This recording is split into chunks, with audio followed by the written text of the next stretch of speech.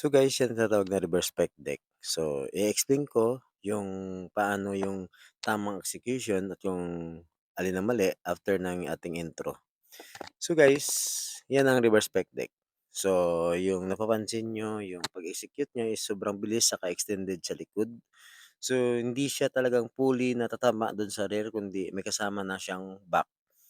So, kung gusto mong sa rear lang talaga ng shoulder, bali dapat, posisyon ka ng maayos, naka-lean ka lang ng konti and then ang puwersa galing lang talaga sa rear, 'yan, ganyan ang dapat. Hindi yung i-extend mo sa likod na talagang sa back na siya tatama, hindi na siya fully real delts tatamaan.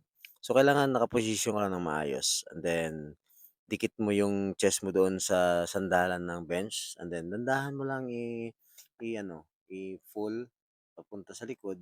Hindi siya yung talagang extend na extend kasi wala rin 'yan, eh. Oo, tatama din 'yun sa rear, pero hindi siya talagang pulido or 100% na doon kundi may kasama na siyang, middle back, baka mamaya pati na rin ng traps. Oo naman, traps mayroon 'yun.